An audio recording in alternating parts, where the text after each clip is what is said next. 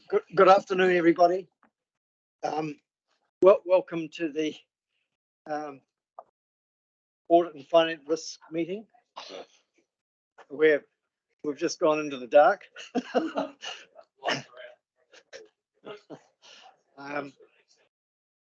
We've come back on. Welcome, everybody. I'd just like to invite Councillor Karakia to deliver a Karakia and Mihi whakatoa. Thank you. Ai mihi ati ka koe e te kai whakahaere o te committee te arotake moni me te committee more area e mihi atu. Ako tēnei karakia timataka e hui hui e tākata. Tuatahi kia tau ki te rangimārie mō tō committee.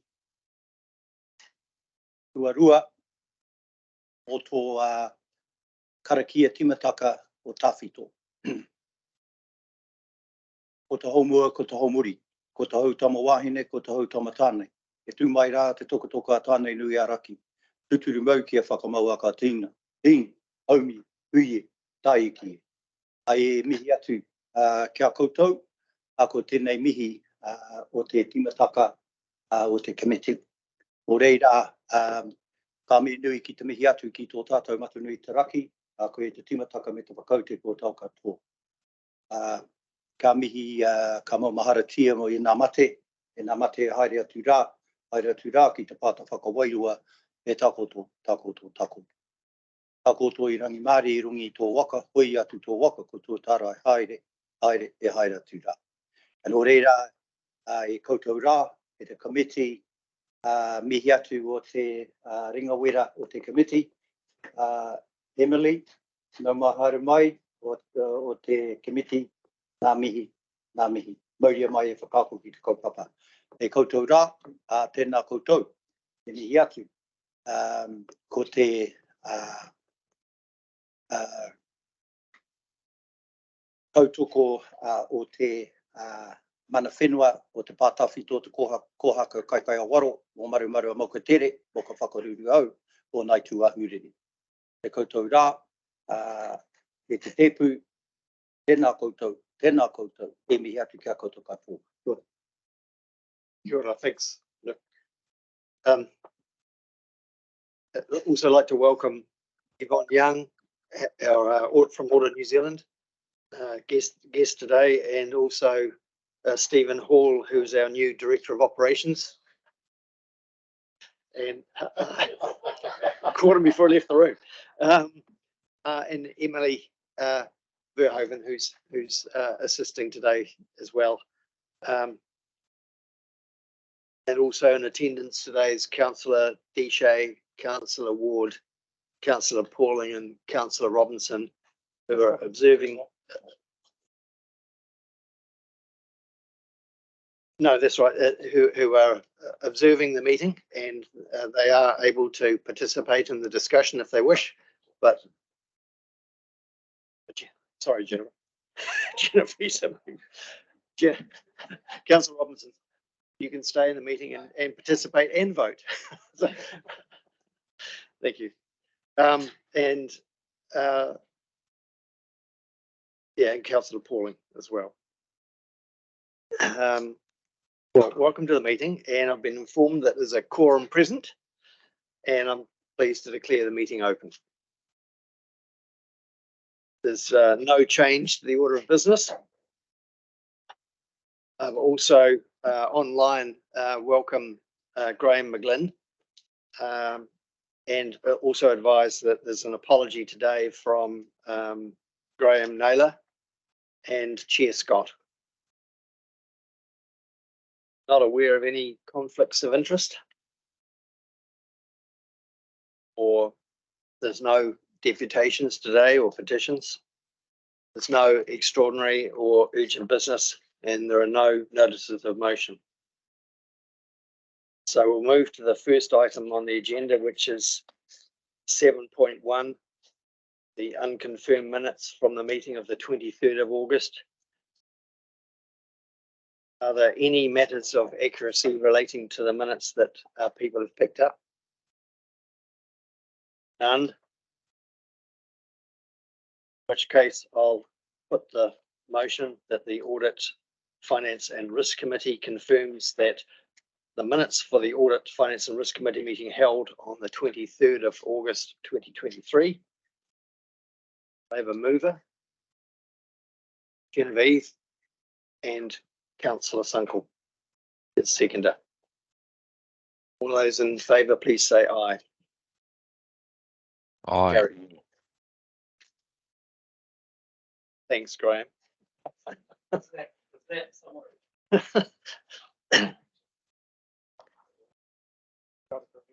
Okay. And we'll now move to item 8.1, which highlights the status report for the previous resolutions that the committee's made. And Giles, would you like to speak to those, particularly the ones that are in orange? So, thank you, Chair. This just summarises the progress that's been made. Those that are orange are in hand. The asset valuations report is included on the agenda. There's a workshop being arranged in relation to health and safety for the committee / wider council. And we are also working through how we present information on the staff survey into that action plan. Thank you. Are there any questions for clarification? None? Put the motion. That the Audit, Finance and Risk Committee notes the status of previous resolutions provided in the Audit, Finance and Risk Committee Resolution Status Report, October 2023, page 36. Do I have a mover? Councillor Robinson? Councillor Southworth? Any discussion? None? All those in favour, please say aye. Aye. Carried. Thank you. I'll move to item 8.2, accounting information to support the annual report.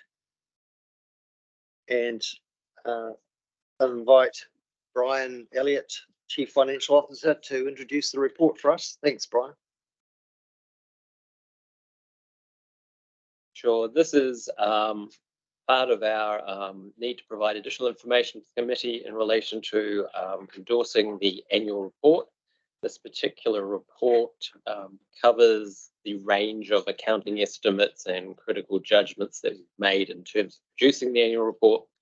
Of key note for people is the extensive detail on the forestry valuation and the change in the value of the emission trading credits, which suffered a large drop due to the market price, and details of provisions we've made in relation to the Holidays Act and Welfare Homes Canterbury.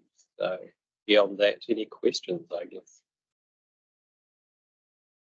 Any questions from the committee? None? Thanks, Brian. You might want to stay at the table because I think you've got a couple of other sessions coming on. Thank you. Thank you for that. I was just going to comment on the forestry report. It's a very thorough report and perhaps deserving at some point of a bit more of a session with our forestry people to go through that report and consider it and understand the issues raised in it.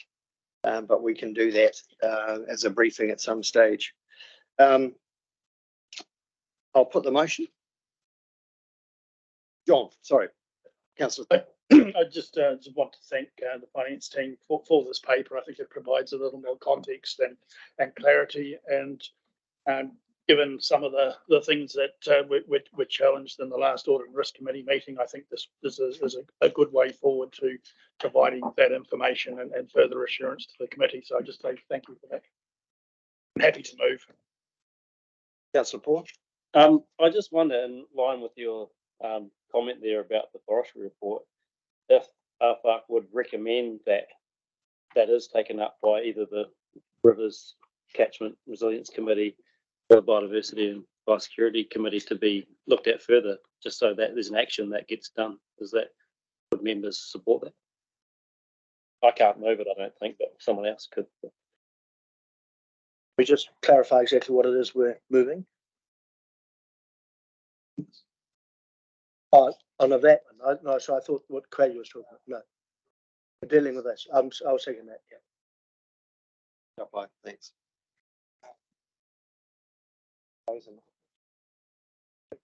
We can get a mover for an amendment. Councillor Southworth, would you like to? Yeah, happy to do that. Yep. Yeah, yeah, so recommends that the forestry report is reviewed. Would that be the right word? Reviewed. The information is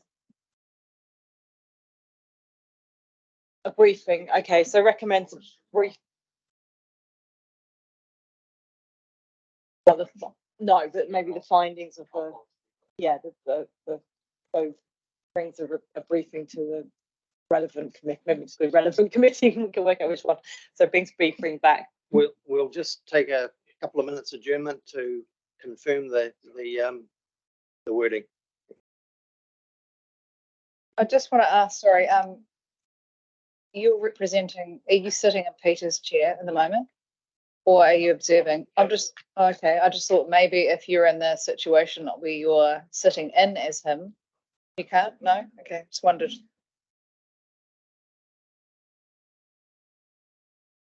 Could you confirm that it looks okay? We haven't got a time limit on it, but I think we just leave it open.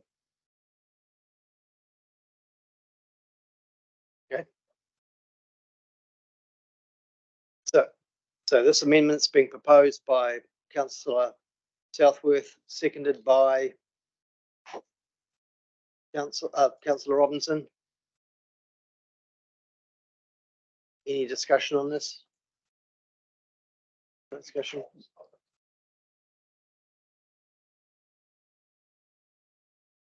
Councillor Karakia. Kia ora. When Councillor Pauling actually suggested this kind of move, did he not give a specific committee? Was it the? Okay. Yeah, I don't know what committee it should go to. I mean, earlier we thought Rivers Resilience Committee or Biodiversity Biosecurity, but I don't know what one it's best to come back through, but staff can help us direct that through the right committee. Yeah.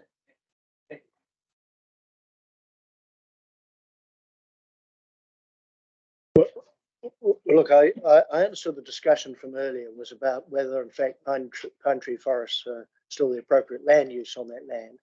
And so I guess my question is if that is the direction of which we want to have a discussion, then perhaps the motion should reflect, the recommendation should reflect that, because that's so generalised that it doesn't give the staff much indication of what it is we want to discuss.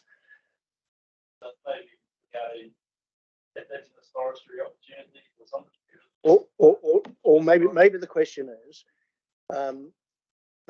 this council would like a discussion about the appropriateness of reinvesting in pine forest on our land, and whether in fact there are alternative land uses that might be more appropriate. Something like that. I just think. Yeah, sorry, I've just got. Yeah, it's open-ended. It covers the issues that have been discussed, but it's not. And it's not being too prescriptive as to what the net result might be. Even that issue might come up. I think just by saying including the forestry report and that's sort of information's in there. I think just keep it fairly open at this stage.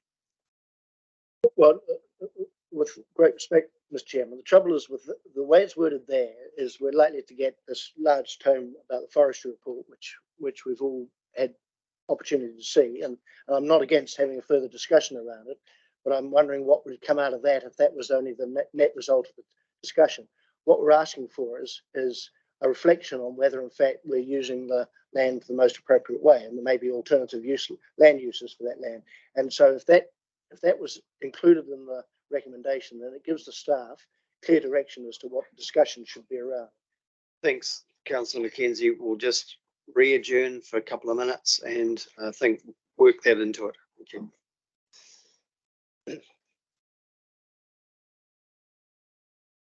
Are we intentionally limiting it to Indigenous biodiversity?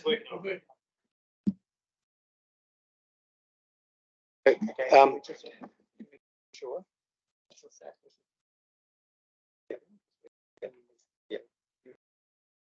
Councillor Southworth, Councillor Robinson, are you in agreement with this wording for this? We're no longer in an adjourned part of the meeting if this is acceptable. I think it reads okay.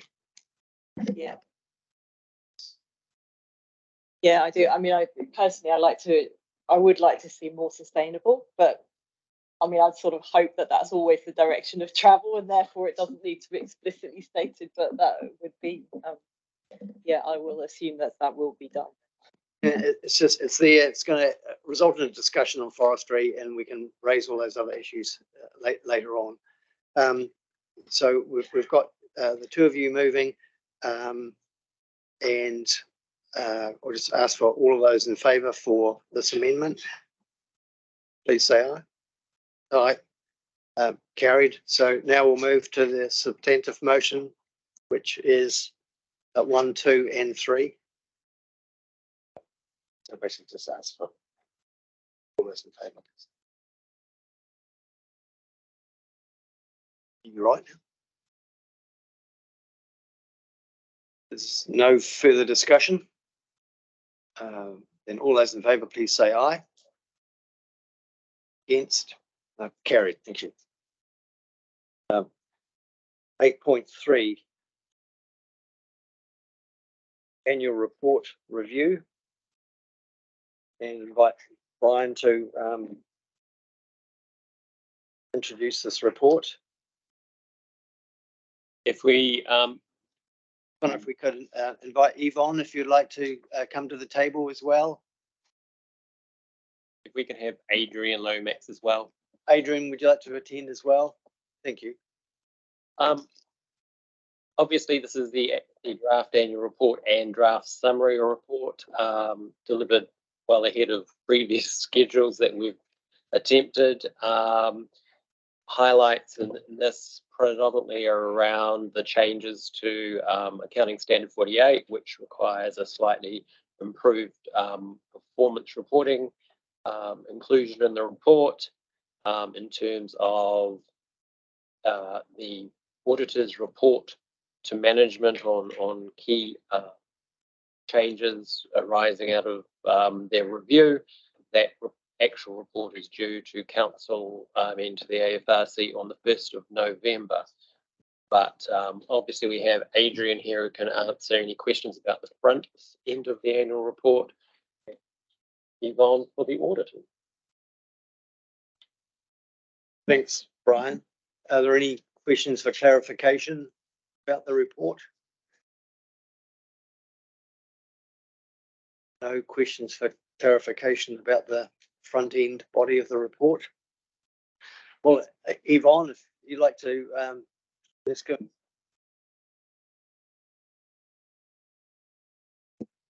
Sure. So the audit is still underway, but we mostly completed towards the completion percentage about 85% to 90%. The only main outstanding that we're still working through is the holiday pay provision, due to the information comes a little later than our audit field work, but we still should be able to aim for the adoption on the 25th of council meeting. In terms of the management letter, Brian has already commented on that. We will be aiming for the 1 November audit risk committee meeting. Other than that, I don't have any significant control deficiencies or any material matters that I need to report to the audit risk committee. So far, there's no material misstatements that would trigger me to modify the audit report. happy to answer any questions. Question from Graham McGlynn. Thank you, through you, Chair. Can our auditor confirm that the numbers and the financials, that she is happy with those? I noted that she said that the holiday pay was still being worked on, but have you got to the stage that you can be comfortable there's no changes to the numbers that are disclosed? We're still working through the holiday pay provision. In terms of the numbers, I just got an update from our team. The proposed adjustment to the holiday pay provision is not material. So we leave it to management to make decision either to adjust it or we leave on the letter of rep. But we haven't seen the detail. If I say we, because our team is still working through it, so I haven't seen the actual working paper for review yet. So apart from that, I don't think any other figures that would require us to make a recommendation for change. Perhaps just the audit fee that is slightly different to the draft version.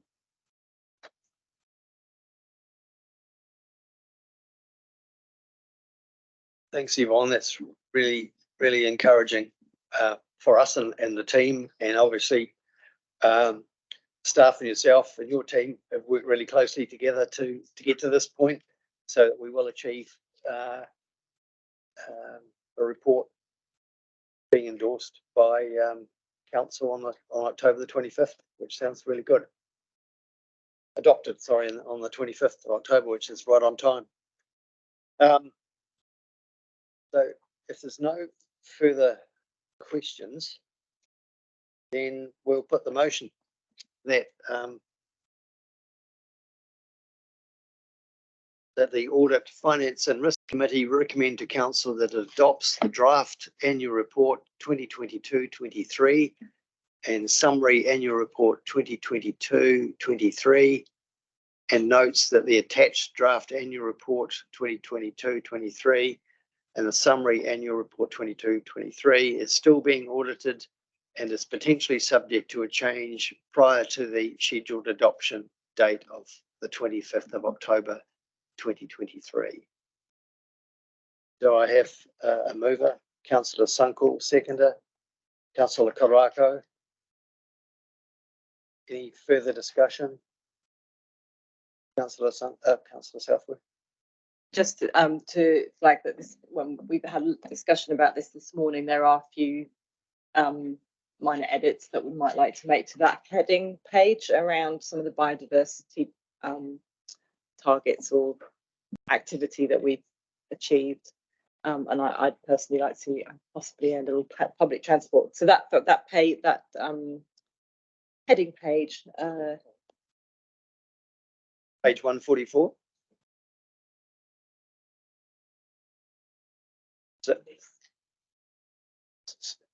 So we're just suggesting that there might be some minor changes to that, but just give some advice to Adrian at some point about how that could be worked in, but I don't think we need to go further on that. Thank you. Councillor Mackenzie. Sorry, Mr. Chairman, I may have missed it, but when's the final audit due? When are we going to have a final audit report? Adoption 25th of October. And so we'll get the management letter. So the annual report that's presented on the 25th will include the auditor certificate.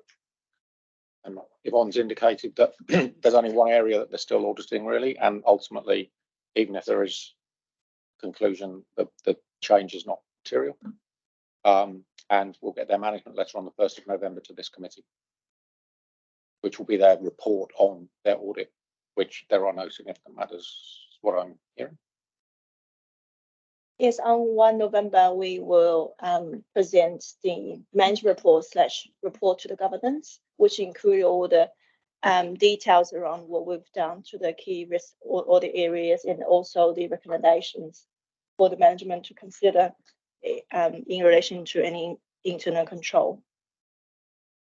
but yes, on 25th of October, we're aiming for complete the audit and provide the audit report for the council to adopt the annual report and the summary annual report. I guess my concern is that we're making the recommendation regardless of what the audit report says, even though we've been assured that the audit report will be a clean report. And I wonder whether 2 is worded appropriately, whether we should be, the recommendation should be subject to the audit report being a clean report as has been reported to the Audit and Risk Committee. And I may be being a bit only retentive and pedantic here, but the purpose of an audit report is to make sure that is to give us as the Audit and Risk Committee and the council full satisfaction that things are in order. And if until we see that, we're not, even though we've been assured that the processes are all good, we actually haven't been able to tick that off.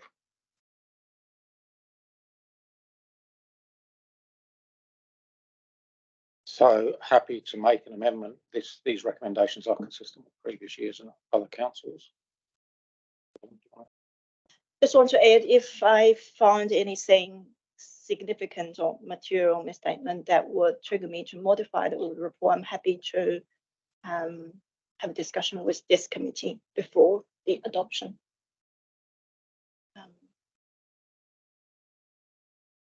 Sorry, I think we've been given some reassurance from you that there's nothing material that's going to change. There might be minor changes, but generally there's an indication that there will be.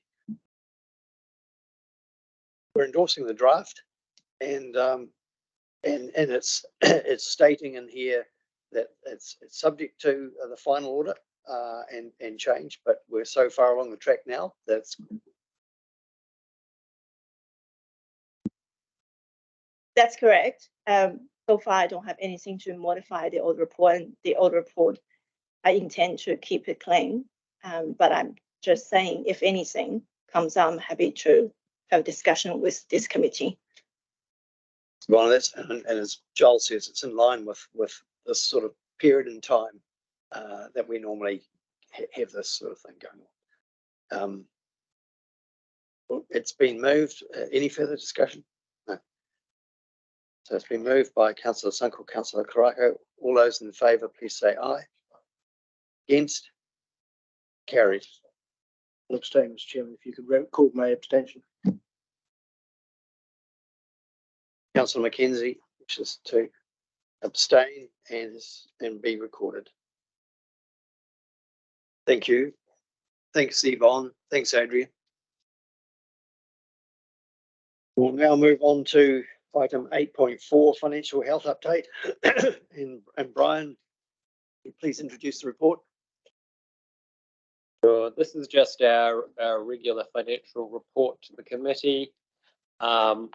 Obviously, given that the time of the year, it's still very early days to sort of chart a particular trend in the year. I guess one of the things that we should keep in mind is that we will also be completing a 3+9 reforecast in the next few weeks, which will give us an indication much more clearly as to where they're likely to be going. And in terms of, we had previously discussed how there is significant inflationary pressures on the organisation currently. We have tried to create some wriggle room using efficiencies to make room for accommodating those cost pressures. Exactly where we are with that at the moment, we won't really have an idea until we've done this reforecast, because as you'll notice, we appear to be significantly underspent at the present time, but that is mostly, we believe, timing and a lack of accurate phasing during the budget creation. So it tends to happen regularly in this first quarter of each year, and we hope to iron that out with the forecast and be able to verbally update you on the 1st of November. Thanks, Brian. Are there any questions for clarification? Councillor McKenzie. Yeah, thank you, Mr. Chairman. And for this annual plan, there was an intent to take 5% out of the cost of operating to try to operate within a budget window. And given that we're in a high inflationary circumstances and we're talking about that for our long-term plan, how are you getting on with taking that 5% out of the cost structure? Sure, we have actually got those funds set aside, and that's where I was referring to. We have some wriggle room to accommodate cost pressures, but at this point we haven't been able to identify the exact quantum of the cost pressures, because until such times we start to complete particular pieces of work, we're not sure what the total cost is. So we're hoping to capture some of that in the reforecast we're about to do. Need to ask that question in a couple of months' time. Any other questions? No, not being any other questions. Thanks, Brian. It's really good, and it's pleasing to see that most things are doing pretty well. In that case, I'll put the motion that the Audit, Finance and Risk Committee receives the portfolio, financial performance and financial results for the period ending the 31st of August 2023. Do I have a mover? Councillor Southworth, seconder, Councillor Sunkel. Any further discussion? No further discussion. All those in favour, please say aye. Aye. Against? No. Carried. Thank you very much. Thanks, Brian. We'll now move on to item 8.5, Tax Governance Framework, and Ernst & Young. And welcome also to the table, Peter Stenson. Is that right? I've got you. Thanks, Peter. Okay, Brian, if you and Peter could. We've done a bit of work with Ernst & Young on the tax governance framework as included in the report for a whole raft of reasons. It's an area we haven't really covered much within the council, and like all elements of the administrative and financial areas, we're trying to upgrade and improve our capabilities in that. For the purposes of this discussion, Peter's here representing EY, who produced the framework for us, and I'll let him explain a little bit more about it. Good afternoon. I guess just give you some context around why we're having the tax governance framework, and I suppose it originates from the IRD probably about 2016, where they started having a focus on tax governance, where they expected large enterprises to have processes and procedures in place that would enable them to be satisfied that they were meeting their obligations. The process that they have gone through is, over the last 2 or 3 years, they have sent out various questionnaires to large corporates and medium enterprises, and as a consequence of the results that they got out of those surveys, they've ranked various organisations as to high level of compliance down to no compliance with tax governance procedures in place. And I guess from that process, they have identified which enterprises would be subject to IRD review. Their approach is pretty consistent with what's happening globally. So in Australia and Singapore, they've primarily based their processes on and their inquiries on, and essentially right-sized what those jurisdictions have used to come up with something that's fit for purpose in New Zealand. So what they're trying to establish is which organisations have documented and robust policies and procedures around tax compliance, and with the objective, I suppose, that if you have good quality tax governance, then they won't see the need to come and do any audits or risk reviews of a serious nature. Well, they will still do them, but they probably don't do the detailed reviews that they would normally have done, but rather that it enables them to concentrate on risk areas that they've identified, perhaps in your industry or perhaps with a particular organisation through the reviews that they do of the general documents that are available in the public. So what they've done is they expect to see you having a framework in place which is consistent with an OECD framework, and that starts with a high-level tax strategy which this group would sign off on, and really sets the risk appetite of the organisation from a tax perspective. It sets out how it wants to manage that risk, and it sets out what sort of relationships that it might want to have with the IRD. Underneath that strategy, there would be a series of procedures and processes that you would have, and those procedures and processes just enable management to manage their tax compliance over time, and be able to report and satisfy this group that that ECAN's tax obligations are being met in an appropriate manner. Ultimately, the risk management framework would be available for the IRD and would help them to help them to be comfortable that they don't need to do specific reviews. Part of that governance process steps down then to testing the controls and the procedures that the organisation has put in place. And so on a regular review process, you would review the controls and processes, get a report, and that report would come to this group to so that you have oversight of the position. But generally, that report would be available for the IRD should they come along and ask, and it may deflect them from any further inquiry.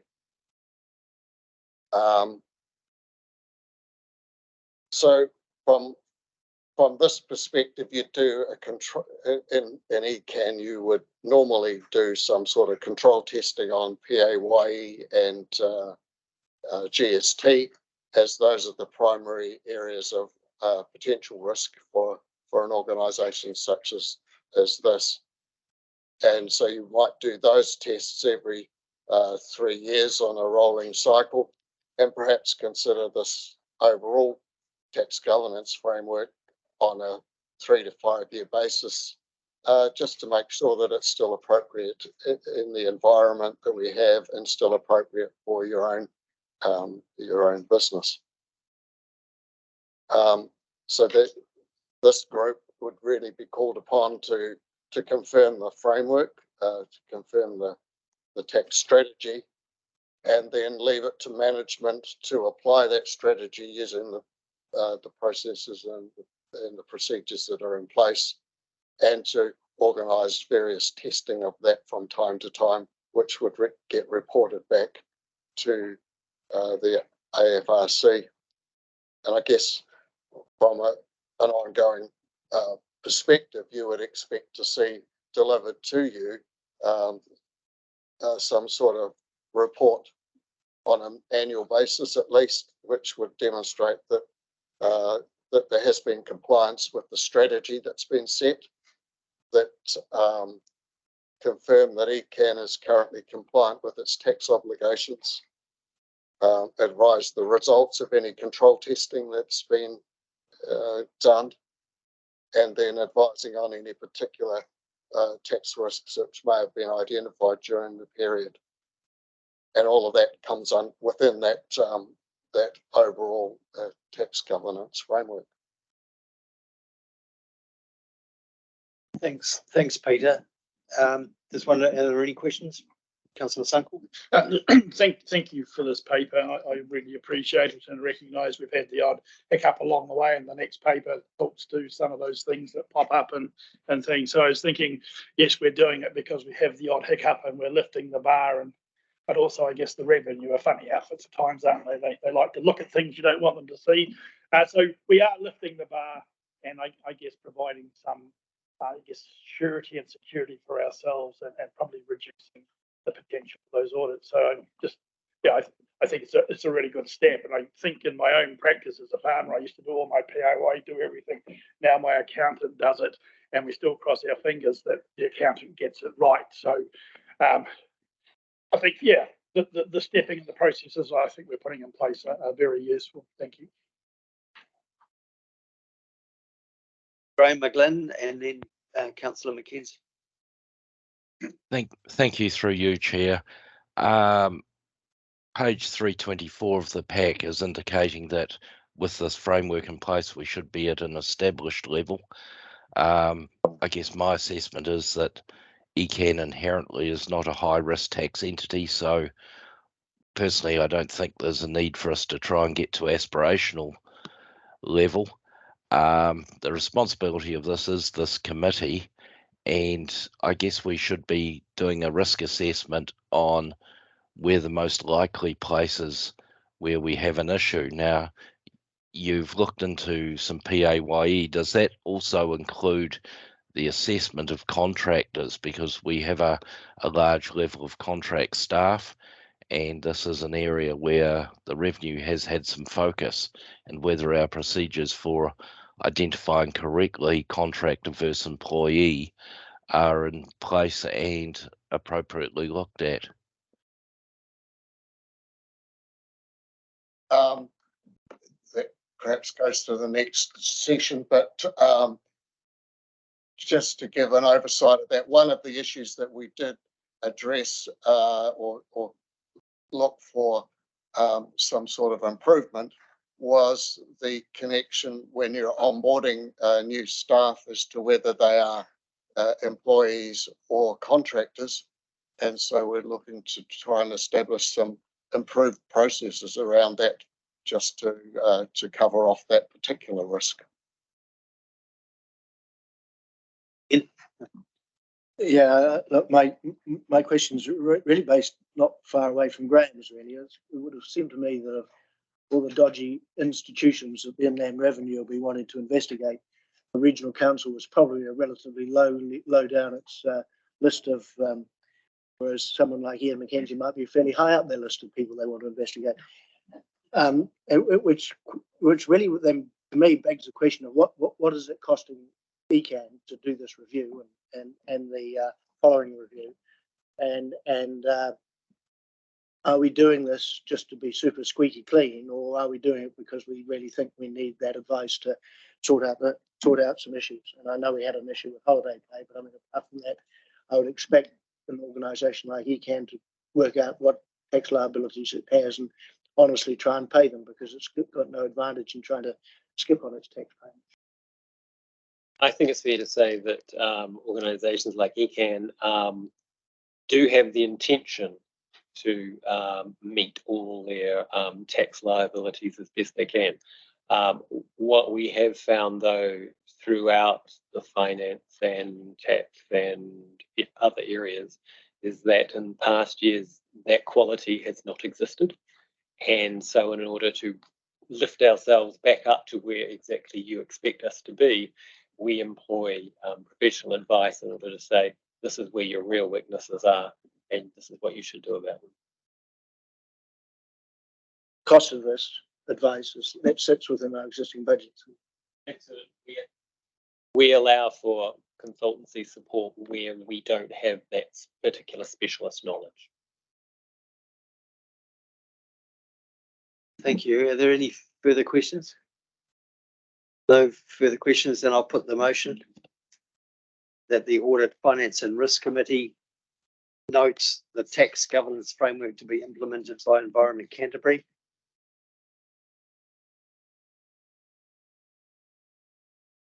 I have a mover.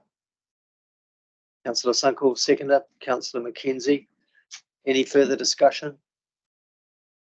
I just want to say thanks very much for this report. I mean, what it's doing is adding to the number of really good, clear documents, policy, process type documents for the organisation, which makes it clear to everybody what they need to achieve and the standards to be achieved. And in terms of this committee, on page 324, item 12, describes what our role is from the Audit, Finance and Risk Committee, which is to play a bit of an oversight role in the reporting process.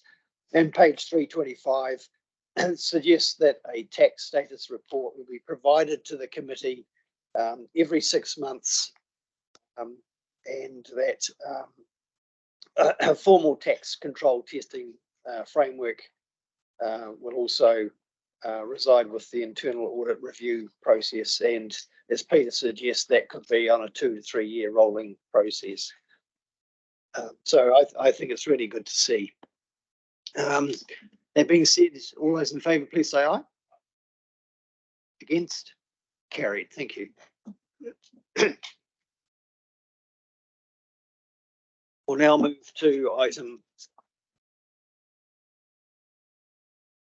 8.6, the pay audit review. And Brian and Peter, you talking to this as well. Please introduce the report. Sure. This is just one of the 3 primary areas of tax we have now started a rolling review of over a 3-year period. Peter's team have done this initial review in the PAYE area, and I'll let him talk to the findings. The review really just looked at 2 aspects. One was the wage codes that are used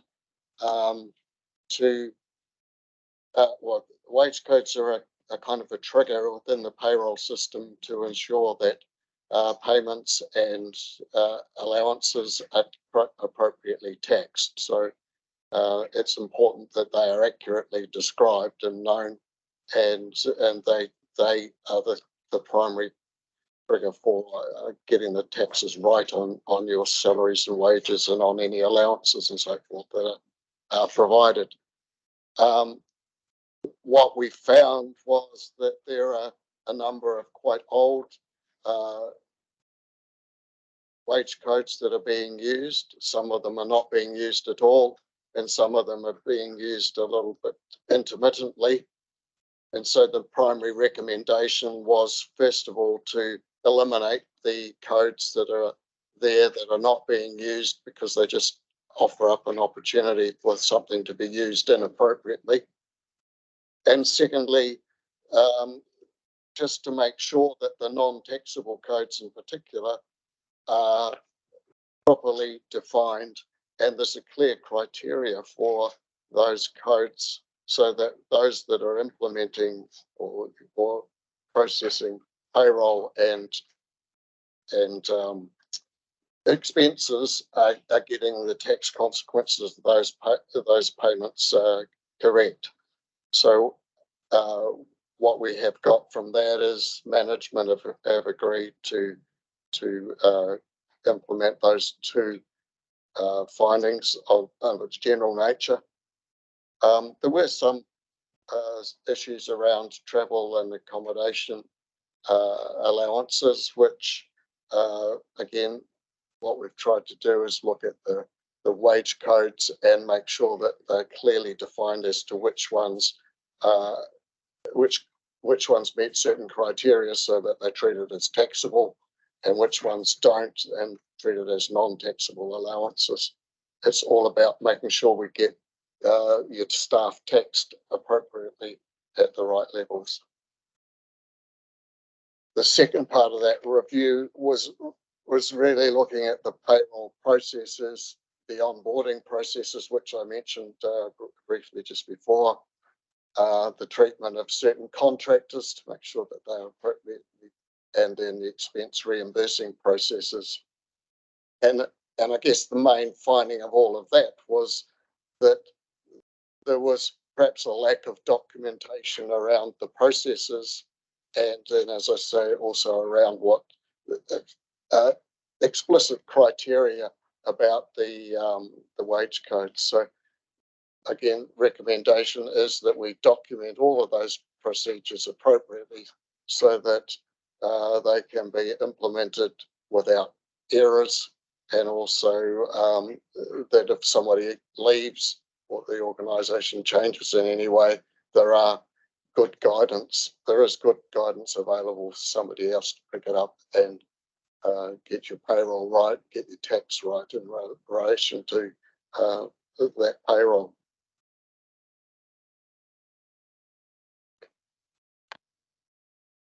Thanks, Peter. Any questions, Councillor Karakia?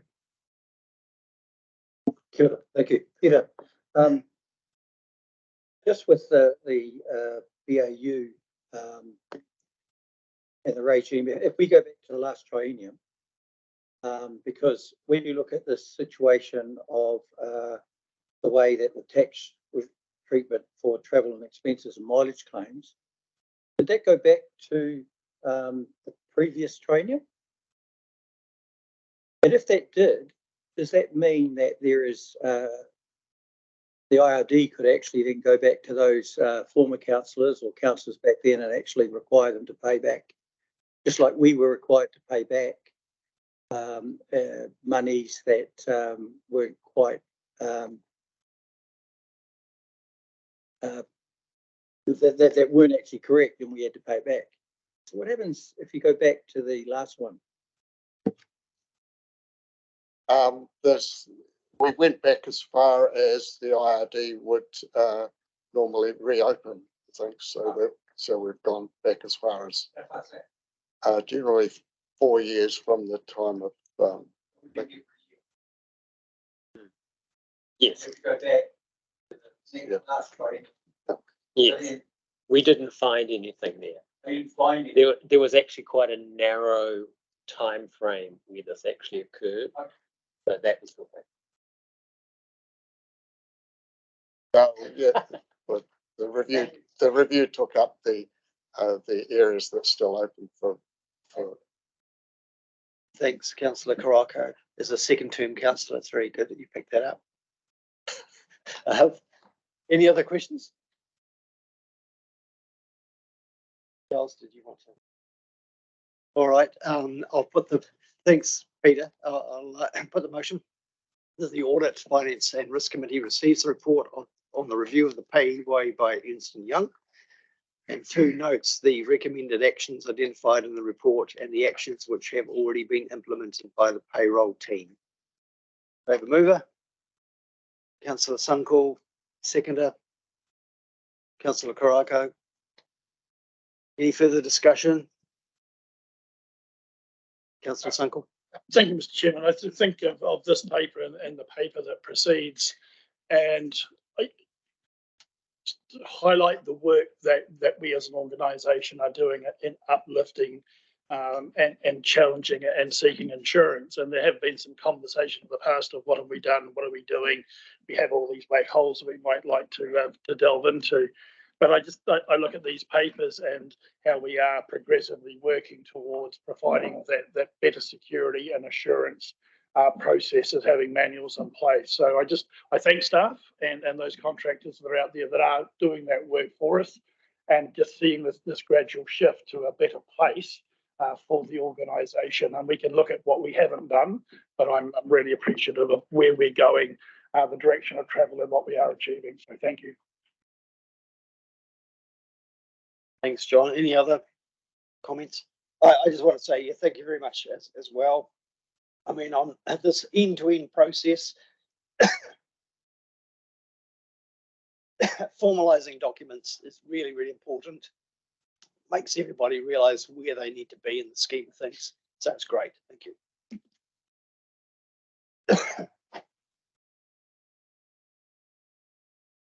Okay, we'll now move to item, oops, sorry. Being no further discussion, all those in favour, please say aye. Against? Carried, thank you. I'll move to item 8.7, which is the revised audit fee letter. And Giles, you're going to speak to that.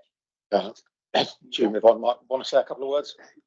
So there was, I understand there was a bit of discussion at the last FRC about the proposed audit fee. Subsequent to that meeting, a number of councillors, plus the independents, plus myself and Brian, met with Yvonne and the Auditor General's office, and this is the outcome of those discussions. We're also proposing that there is a small clarification to the terms of reference to make sure that we're all clear about where the audit fees are approved going forward. And so I don't know if Yvonne wants to talk a bit more about the fee itself. And thank you, Giles. Yeah, as Giles said, so this letter has been updated / revised to the letter you've seen in the last Audit Risk Committee meeting. What I want to highlight is that I understand that the rising audit fee are causing problems to the councils on top of the other challenges that you are facing. So not something is being done lightly. And also I acknowledge that the timing of this should have been earlier. However, we were so tied up with the audit delivery in the 2022 and also finalizing the budget bid.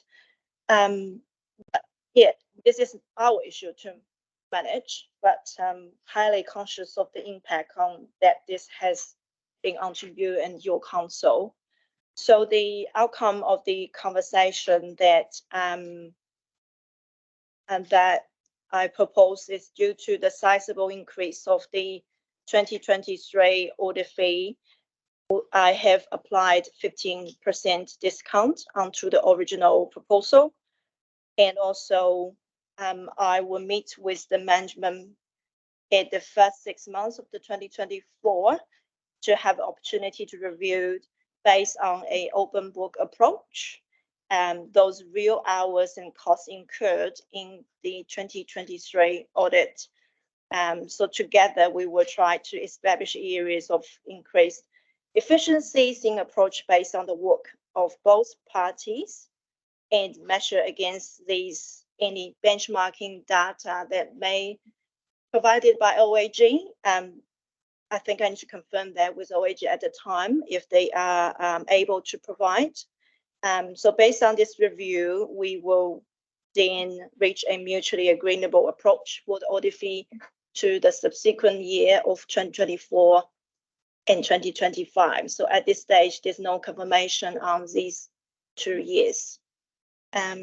Yeah, that's so much I want to say at this stage. Happy to answer any question from the committee. Yvonne, any questions for Yvonne? Councillor Karakia? Kia ora, Yvonne. So just be clear that the 15% discount on the original proposal, that's 22-23 audit fee. It's the 2023.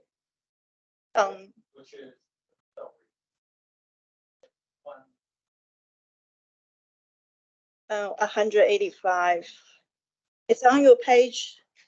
Page 363, and you're looking at the right-hand column of the chart.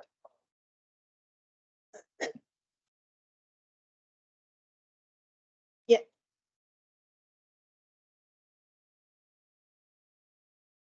You're welcome.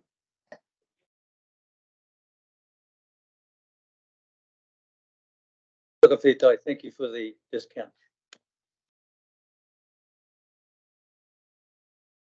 Thanks, Yvonne, and obviously things have gone pretty well in terms of this current 22-23 assessment. So no, that's really good, and I think it's also good to have this amendment in terms of reference for the committee.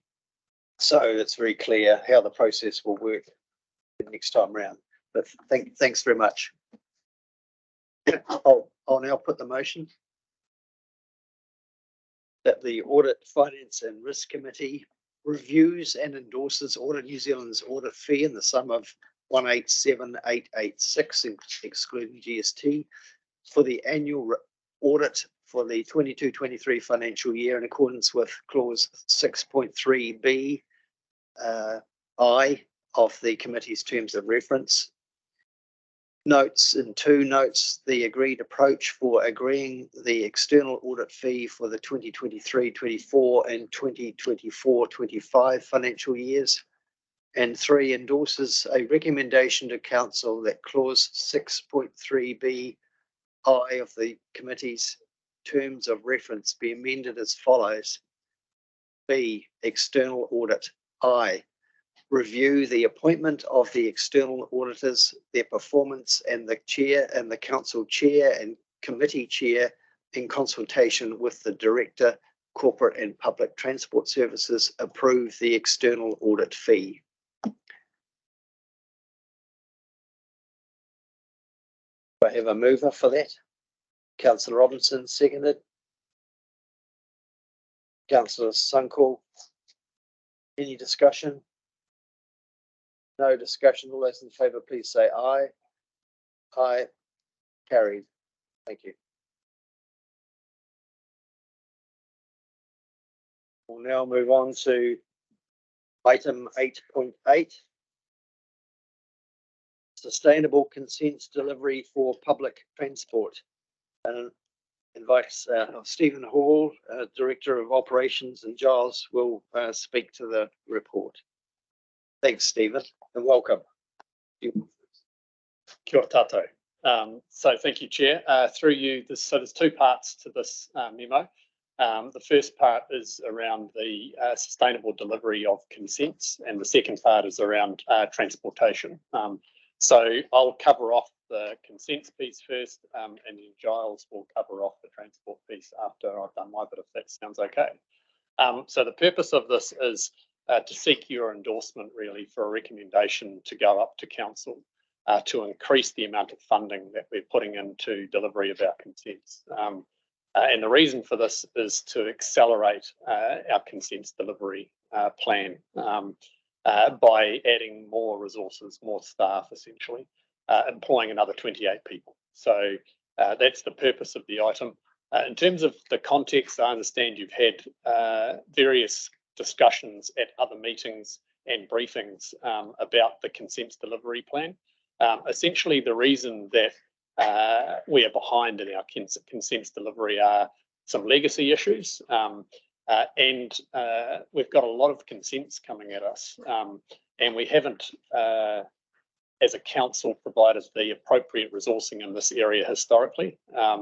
And there is more and more consents that are complex and difficult to work through. So there is a backlog of consents and a bow wave of new consents coming at us. So the purpose of this is to enable us to clear that bow wave, to clear the backlog, and then get back on track to enable us to deliver our consents sustainably within our statutory timeframes. The plan that we've got will fix not only the capacity issues, which this is a piece of it, but you'll also talk more in your long-term plan conversations about that. But it'll also look at how we improve our systems and processes to simplify our processing of consents. Some of those things take time, and you won't see the results of those for a year or two, but there are some things we've already done to simplify that process. Many of you know I come from a farm, so the way I sort of look at things coming in is that it's like a drafting gate. And so simplifying our drafting gate around identifying which consents are actually quite straightforward and don't require a lot of time to make a decision on. We've done that, and we've increased just in the last few months our productivity of our people from about 40% up to just over 50%. You'll remember from some of your other briefings, our target in terms of productivity is about 65. So we're going in the right direction. We're also planning on improving some of the efficiency of our systems. So some of the systems we've got in the consents area, there are too many steps in them, quite frankly. And reducing the number of those steps will enable us to have a more streamlined system. We've done work on that. We've picked up pieces of it, but we haven't, like I said earlier, haven't picked up all of it, but you'll see that flow through over the next sort of 18 months to 2 years. So you really, what this ask is for is fixing what's being called the backlog. And by Christmas time next year, the aim is that we will have got on top of that with this additional capacity, and we'll be in a position to then actually get back on top of processing those consents that are coming in the door all the time in a timely way that meets statutory requirements. So I'm happy to answer any questions. There's obviously a lot more detail that sits behind all of this, but that's probably enough for me for the moment. Thank you. Thanks, Stephen. Councillor Suckle. Thank you. Sorry, frog in the throat. Thank you for that. A question I've been asking all the way through the process is, we can throw another how many $1 million and put more people in just going around on the same treadmill. So I've been seeking that reassurance, and I guess I seek it again, the fact that we're in this open meeting of how we simplify our systems and processes to ensure that we do get request in, job done, outcome and through, and just really simplify as we can those processes to ensure that we get the outputs we are. So the fact that we're in an open meeting, it's my last opportunity, or it'll be the last time I ask the question, that I just really have that nervousness about throwing money. So just seeking that open assurance that we will simplify our processes, clarify them to get the outcomes that we require. Through the chair, we have to do that. But at the same time, we do have to throw people at this too, because we're under-resourced, but we have to do that as well, and that's our commitment. If we don't do that, we're going to struggle. We've got 20,000 consents in Canterbury. We've got 10,500 of them coming up for renewal over the next 10 years, plus the sort of 1,500 to 2,000 that come in the door every single year. So we've got this significant increase of consents coming at us. So we're not going to be able to do it by just continuing to throw people at it, but that is part of the solution. Councillor Mackenzie. Well, my question was along the same lines as John, but and every week I probably get 2 or 3 constituents who say, what's going on here to do with reconsenting issue, and it seems to me that every time, I appreciate your comments that you want to make things simpler and smoother, but there seems to be, whether it's central government or our own interpretation of the rules, seems to make things more complicated. So you are still reassuring us that you can make things simpler. Absolutely, I'm reassuring you of that. There will be some consents that are complicated, and the requirements and the bar is continuing to go up, which is what you're alluding to. So the matters that we need to consider are more complex than they've ever been before, but not all of them have to go through the same drafting gate. Thank you. Councillor Karakia. Kia ora, Stephen. I'm on the same trajectory actually as the last two, but I think one of the things that I went back actually and had a look at the last triennium and what they actually were doing, or what they did actually, to try and rectify this situation, which has been around for a while. I mean, if I'm correct, actually they put 2 million actually into it, and yet we still, and there are a number of other things that they did, but yet we're still at that point, where we kind of have moved the dial. I like what you said is just kind of that, hey, it's more than just throwing people at it. It's actually coming up with kind of more innovative ways, to do that. So we'll hold you to that, because I don't think that there's no other alternative. Just looking at, is it an issue with other councils? It is, but not to the point looking at doing the comparison. The other thing, and particularly with mana whenua, is that it's something that a few of the more, how can I put this, the more kind of organised papatipu. And when they come up against, you know, sort of things that they have to do to actually comply around ECAN, one of the things that comes up, well, how can they say that when actually they've got this huge backlog? So, look, kia kaha to you guys. You know, the ball is firmly in your court, and we'll watch this with interest, but it's really, this is an important decision for us today as to, are we going to do the same old thing and just throw money at it and then people, or are we actually going to do that, but also have some really innovative ways to do it? So I hope that's where we're going. We've got confidence in that. Kia ora. Thanks, Nook. Before I go to Councillor Southworth and Graham McGlynn, Stephanie, would you like to speak? Oh, thank you, Chair. I think I'll let the committee members complete the conversation. If there's a gap, I can add at the end. Thank you. Thank you. Councillor Southworth? Yeah, thank you. So the 3.5 million is coming from general reserves, which is from general rates. And I know that we have typically around 80% is user pays for consent applications, 20% general rates. And I know at the moment, because of the backlog, we have to actually give back. We can't recoup the full user pays. And so there is a public benefit to getting on top of all of this so that we can actually recover the portions. But I would be interested in actually looking, because my understanding is, and it would be good to hear from you, or it might be information needs to come back, in terms of the sort of numbers, because you're talking about complexities and you're able to sort of categorize the complexities of different groupings of consents. It would be great to get a sense of the sort of distribution geographically across our region, and also in terms of sort of numbers, but also in terms of complexity and the costings of that, you know, how much general rate is going into particular parts to get that 20%. And I think that was actually really important information for us to have, because it's, you know, public good is not necessarily evenly distributed, but we're spending general rate. One, so are you able to comment on that, or is that something information we need to? Yeah, look, through the chair, I would recommend that we bring that back to you if that's okay. That's something that I've seen some of that information, and Judith Elgalay, who's our General Manager for Regulatory Services, is here, and she may comment further, but I would suggest that the best thing to do is for us to come back and brief you on that to give you more visibility, if that's appropriate. So I'd be really interested in that. But what I'm also thinking, because we've had a conversation, particularly I think from some of our rural councils and some constituents. So I'm on the Selwyn Waihora Zone Committee, for example, and here that there are consents required to deliver biodiversity value, which there's a sense that actually should that be fully, you know, paid for in the same way as what a regular consent for an activity that's, you know, got some profit or some personal benefit or whatever.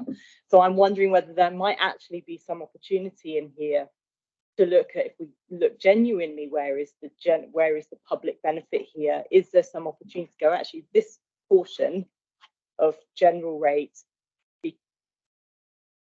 we could show, you know, how much does that need to be in order to help to deliver the biodiversity benefit and reduce the fees for genuine biodiversity value consenting, if that makes it.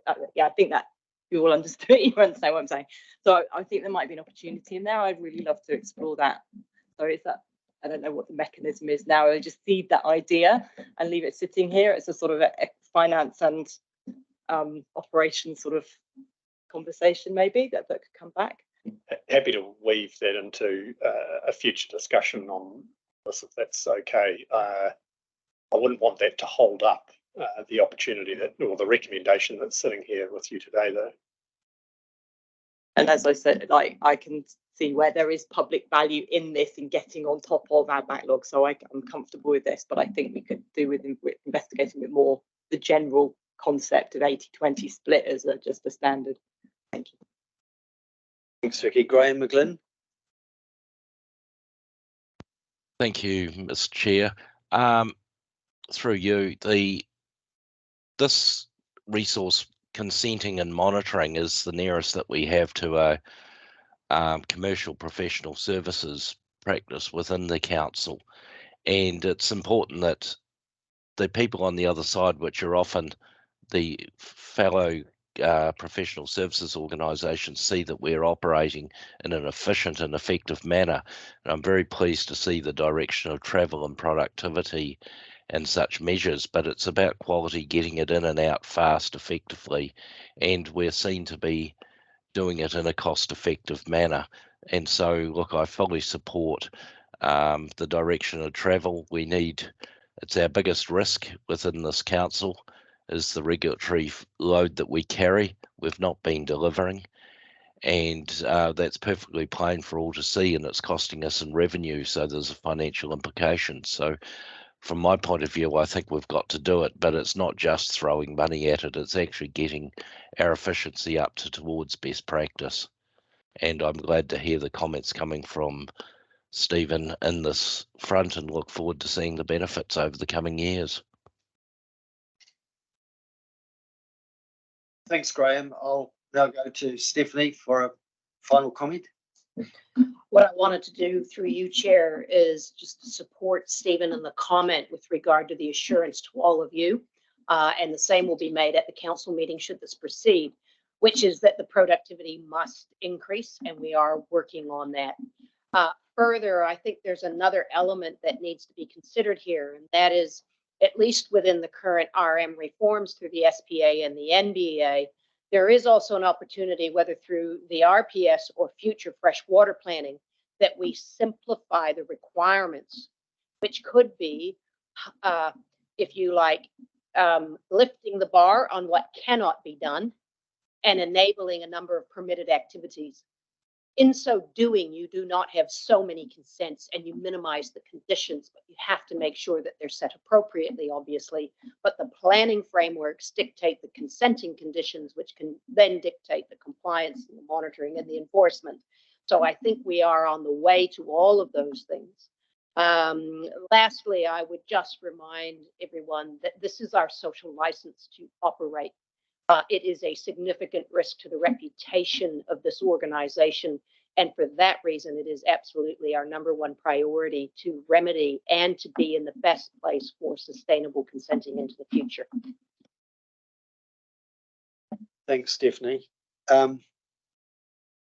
If there's no more questions on the consent side of things, I'll ask Giles to talk about the PT. Thanks, Steve. Thank you, Chair. So people around the table will be aware that the current public transport team has for some considerable time been under pressure with an extensive workload, a large work programme and a number of requests being placed on it, both nationally through Whakamutunga and also as a result of the work that is quite rightly desired by this council and the community that it serves. That has been added to by the fact that we are the first implementer of the national ticketing solution, which is bringing additional burden onto the team with a number of people working on that programme on a full-time basis. When the council approved the annual plan, we were very clear that we would manage pressures on PT during the year, and this is one example of where we're going. We know that the work programme is in place. We know that the work on the team is only going to increase over the next few months/years. And therefore, we are seeking support to spend up to an additional 600,000 from the public transport reserves, should we need to, should we not be able to find our operational savings, so that we can bring in the required resource whilst we work through, as part of the long-term plan process, the longer-term needs of the public transport team, the organisation and the broader service that we deliver. So just to add, in terms of the financial perspective of both, these are requests to give approval for currently unbudgeted expenditure up to. Stephen and myself being very clear in the consent space, we're asking for up to 3.5 million, recognising that we anticipate not needing to spend that amount this financial year in addition to what's already been committed. But we want to make sure that we give a complete and open and transparent picture to council and to this committee, and also in the public transport space, we are talking up to 600,000, recognising that in both instances, there will clearly be further deliberation and consideration of the long-term needs of both areas, which are key priorities and key services that this council provides through the long-term planning process, which is obviously already underway. Thanks, Giles. Any questions of Giles? No further questions of Giles. Thank you. I'll put the motion. Motion 1, the Audit, Finance and Risk Committee endorses a recommendation to Council that additional funding of up to 3.5 million from general rates reserves be approved for the implementation of the Sustainable Consents Delivery Plan in 2023-24. And 2, endorses a recommendation to Council that additional funding of up to 600,000 from the public transport reserves be approved for the delivery of the current public transport work program in 2023-24. And 3, notes that the longer term funding of the Sustainable Consents Delivery Plan and public transport work program will be considered by Council as part of the development of the draft long-term plan 2024 to 34. Do I have a mover for that? Councillor Southworth, Councillor Robinson seconded. Any further discussion? Just like to make, just to make a comment really. I'm really pleased to see public transport come forward and say, actually, we need a little bit more of a team. I've been quite astonished at just how much work comes out of the tiny team. And so, yeah, good to see. And let's hope we can keep progressing our public transport going, growing and improving, which it has been in recent years. So thank you. Yes, just from me, it's very clear that these two items have been falling behind a little bit, or and they're so important to our organisation. And I think trying to get on top of these as fast as we can, so that we can go forward, certainly in 2024, with at a pace that we can sustain a lot better.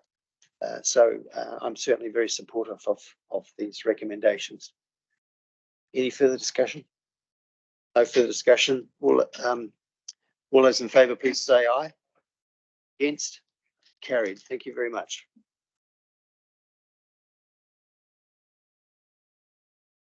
Now move on to item 8.9. And invite Giles to just talk with us. Thank you, Chair. So at the last AFRC in August, and reflected in the minutes, a number of comments or action requests were made through the Chair. This is a report that provides feedback and a response to those issues. I'm obviously happy to answer any questions. I just would like to highlight one slight correction in paragraph, I think it's paragraph 15 from memory. Yes, that should say that the top 6 priorities, where appropriate, will be included and reflected in the quarterly report, which will come to the November meeting, consistent with the comment that's made under paragraph 6, agenda item 8.6.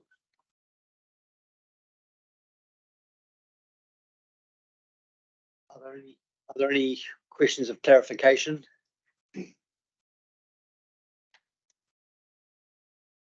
No questions of clarification. I'll put the motion.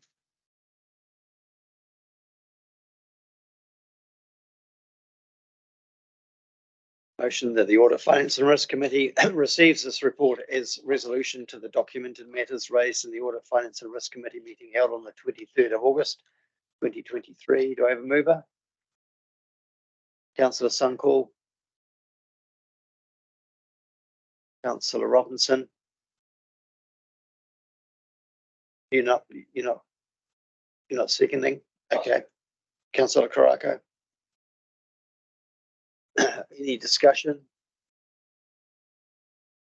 I just want to thank Giles for responding to the queries raised at the previous meeting.